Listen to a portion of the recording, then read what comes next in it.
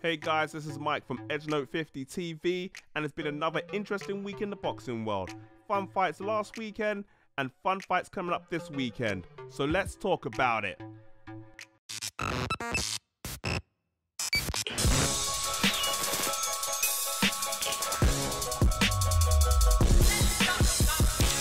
So if you like this channel, then hit subscribe and the notification button so you can get regular updates. So let's start off with last weekend's clash between Canelo and Triple G. First off, this fight was fun to watch. Everyone thought that Canelo was going to run around the ring like in the first fight, but he surprised us all by having a more aggressive style to this fight, which made it much more entertaining. The result came, and surprise, surprise, Canelo won, which led to some people getting a little bit emotional. It's still a robbery! It's a robbery! Yo, he's a little bit too emotional, and what happens, that's what, yo, that would be yo, that would be yo. The point is, this is what... Who is emotional? You!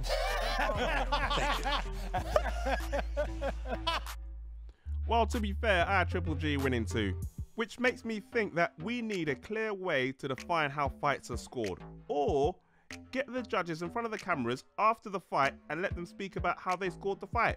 Because as long as there's all this secrecy, then there's always going to be controversy because no one knows how the scoring system works. No one. You're changing the criteria just to give rounds to Canelo, then all right, you know what, you're going to find more than 6 rounds. But if you're judging every round by the same criteria, 1 to 12, every single round, you're not going to find me more than 6 rounds this guy won. I'm sorry. Unless you take certain rounds and you judge them from one criteria, and then take another round and judge it from another criteria, just so you can put them together and give them both to Canelo. Then I'm sorry, bro. Then, of course, you can do whatever you want at that point.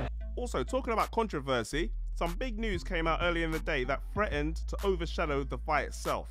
There was some funny interaction in some Japanese nightclub somewhere where supposedly drunk Floyd Mayweather announced on Instagram that he is coming out of retirement again to fight Manny Pacquiao yet again in December. Now, I was thinking, this dude is drunk. No way he's coming out of retirement again. But thinking about it for a little bit, I thought, well, if he gets 100 million, then why not? That's easy money all day long. The hardcore fans may not want to watch this fight, but if he can get 4 million people to pay on pay-per-view to watch him fighting Conor McGregor, then to be honest with you, anything is possible in my book. So this week, we have the big heavyweight clash between AJ, Anthony Joshua, and Povetkin. The build-up has been a little bit low-key as everyone believes that it's going to be a one-sided fight, AJ is going to win, and Povetkin is not going to have a chance. And also as well, AJ, when he goes into training camp, he doesn't really talk or get into any media commitments because he's too busy focusing on training. So first up this week, they had a public workout. However, he couldn't take too much from it as the workout was very short. I don't know if it's because they were running late or AJ had a date with some chick and he didn't want to be late, so the whole show had to close early. I don't know, only he knows. But it would have been good to see them both in the ring a little bit longer just to find out what they've been working on towards this fight. So on Thursday was the start of the final press conference. You have Michael Buffer doing the introductions. This guy seems to be doing intros for everything these days. Do we need this at a press conference as well? AJ, Anthony Joshua, Olympic heavyweight champion, and it was a great fight. But it's a tradition that goes back to about 60 years now. Anyways, you get the gist, it goes on and on and on. So anyways, let's skip this to the actual press conference itself. Well, both fights look relaxed. They both know it's going to be a tough fight no matter what people say. AJ even got jokes. Can you believe that? 300,000 tickets sold. It's going to be big pay-per-view buys, and I just can't wait to see you and Frank on a boat somewhere living your best life after this fight. One thing I guarantee is your boat will be much bigger.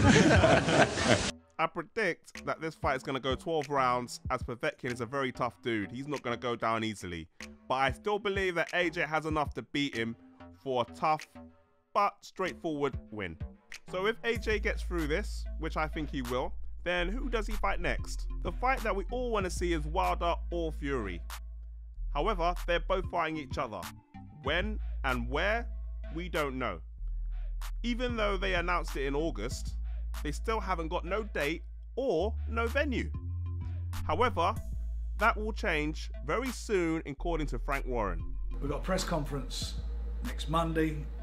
Wilder will be in town, he comes in, and that'll be the start of the tour. So we do London, then we go up to New York, then we do LA. So let's hope this happens, Frank, so we can start making travel plans. So that's it for this week. Look out for next week, as I'm going to be releasing the fight schedule for October. Why? Because I want to talk about it.